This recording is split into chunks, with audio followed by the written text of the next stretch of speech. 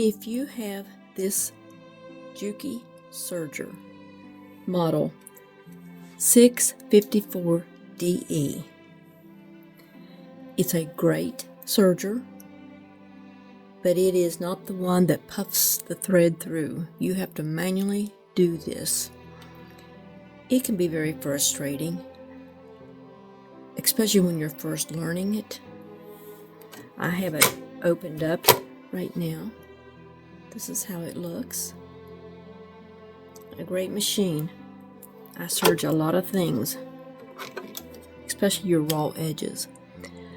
But I came over here to use it, and two of my threads were stuck together, so it would not sew.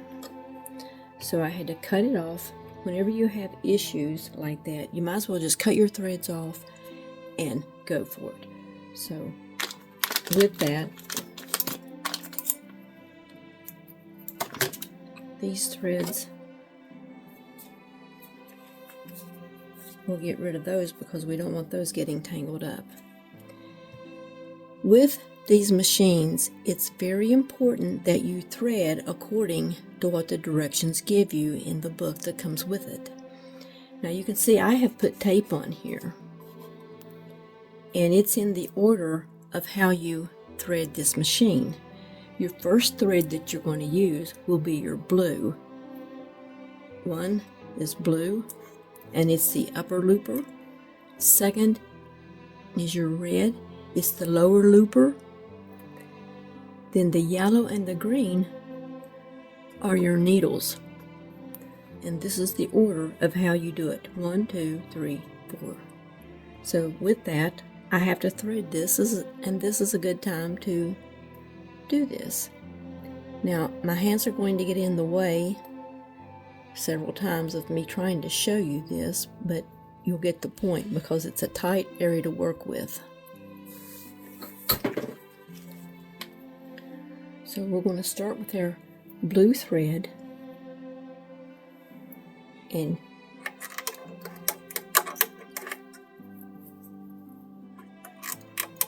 these are snug, so you got to get it in there. It goes right there. The next, it shows you in a row how you go. Then you go down around the dial, up over. You can see the next one right there. The next one is down in here.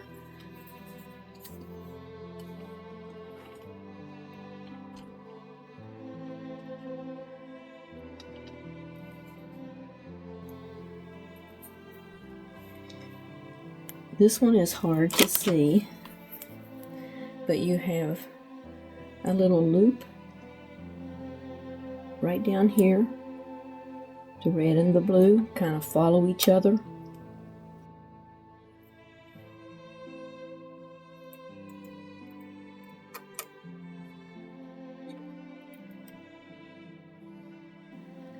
This is not hard, it's just keeping my hands out of the way so you can see it.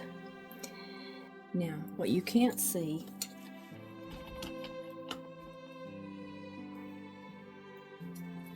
is the small blue loop right there. So we're going to reach in here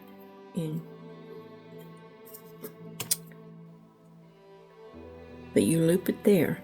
The next loop is right here.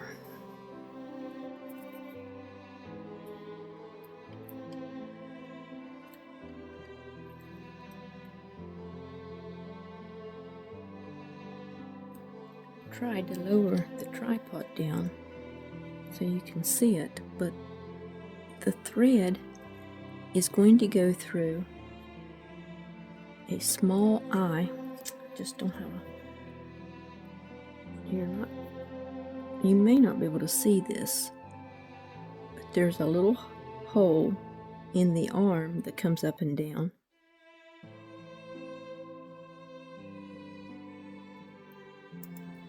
And once you get it through there, then you can pull it, you can reach it from the back. that renders the blue to be threaded. The second one is the red, our red thread.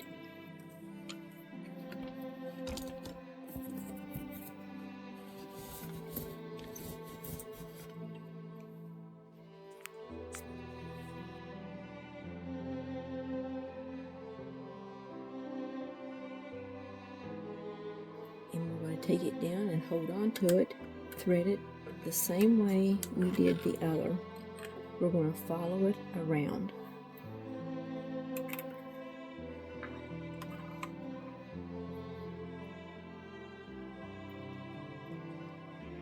And it goes through. You can actually loop this with your hand. Let me pull that blue.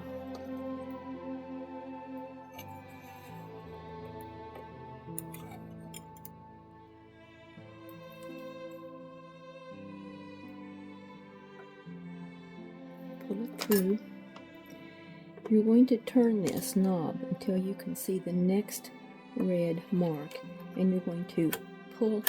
There's a little lever there, and you'll know when it clicks like that, it's in position for you to thread. But you will hook around there. Then there is another one that you can't see very well, but it's inside here. When it's down, you can see it. Now the trick here is it'll flip back in place,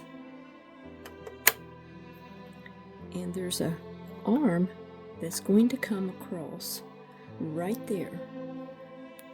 That little arm, when you get it out there, put it in a position, because this red thread goes through that eye of that little piece, and it has to go over top of the blue thread.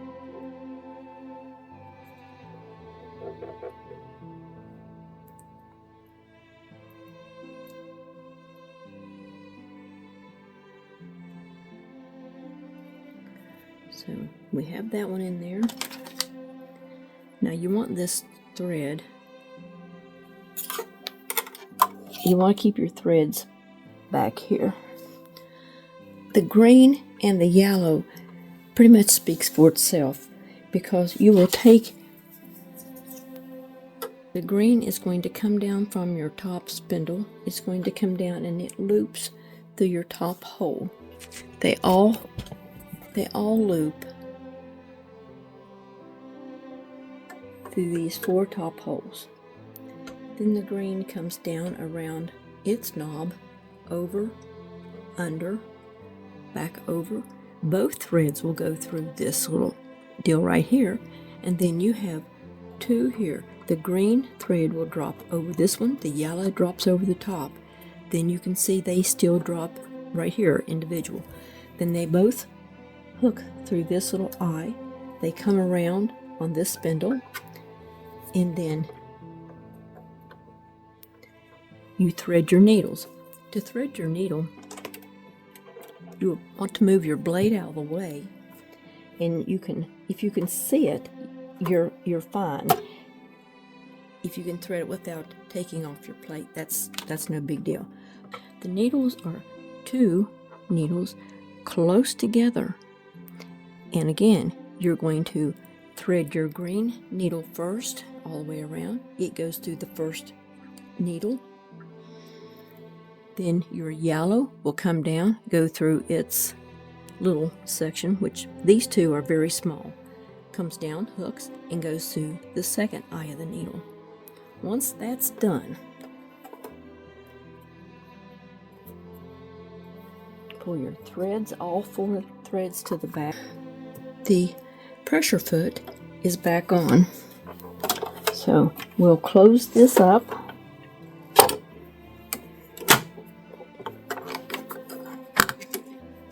Get our threads off. We'll put our blade back down, then close it up. Pick up your threads. It's not hooking, so let me see what thread is loose. My problem was the red thread broke again, so I had to restring it. Put your presser foot down.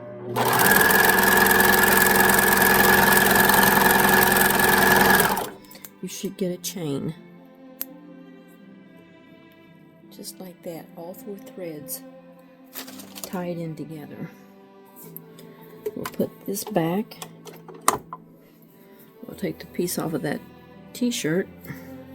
I cut the ends off of it, off the old sleep shirt.